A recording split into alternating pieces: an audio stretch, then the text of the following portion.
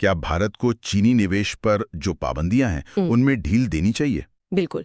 याद होगा 2020 में गलवान घाटी की झड़प के बाद भारत ने चीनी एफडीआई पर कुछ सख्त नियम लगाए थे। हाँ, और अब खबरें आ रही हैं कि वित्त मंत्रालय इन पर फिर से विचार कर रहा है। और इसी मुश्किल सवाल को समझने के लिए हमारे पास पूर्व विदेश सचिव श्याम सरन और विशेषज्ञ संतोष पै के बीच हुई बातचीत की कुछ अहम बातें हैं। तो आज हम इन्हीं के आधार पर ये जानने की कोशिश करेंगे कि इस फैसले का हमारी अर्थव्यवस्था, सुरक्षा और वो जो ग्लोबल सप्लाई चेन की बात होती है उस पर क्या असर पड़ सकता है। तो सवाल यही है कि क्या दरवाजे फिर खोलने का वक्त आ गया है, और अगर हाँ तो किन शर्तों पर? चलिए इसी मुद्दे की तह तक चलते हैं।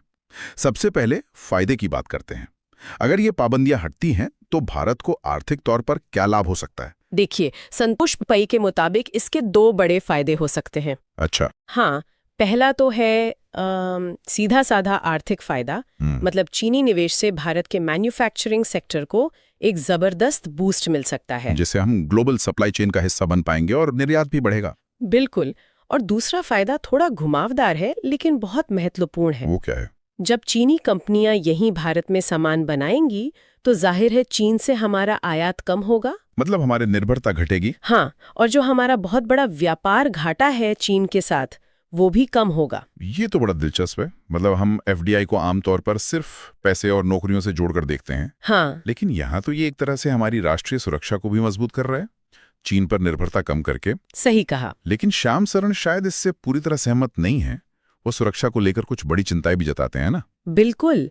सरन का मानना है कि आंख बंद करके हर निवेश को मंजूरी देना वो खतरनाक हो सकता है। उनका कहना है कि सरकार को पहले अपनी प्राथमिकताएं तय करनी होंगी। हमें साफ तौर पे ये पहचानना होगा कि कौन से सेक्टर सुरक्षा के लिहाज से संवेदनशील हैं और कौन से नहीं। मतलब हर निवेश को एक ही तराजू में नहीं तौल सकते? नहीं, बिल्कुल नहीं। जैसे कि कौन से सेक्टर संवेदनशील हो सकते हैं, कोई उदाहरण है?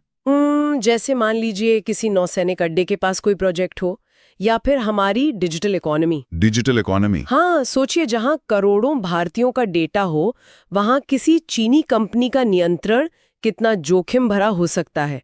या फिर आपातकाल में किल स्विच का खतरा। Kill switch? हाँ, मतलब अगर दोनों देशों में तनाव बढ़ा तो बीजिंग में बैठा कोई अधिकारी एक बटन दबाकर हमारे किसी जरूरी इंफ्रास्ट्रक्चर को बंद कर सकता है। अरे ये तो बहुत बड़ा खतरा है। बहुत बड़ा।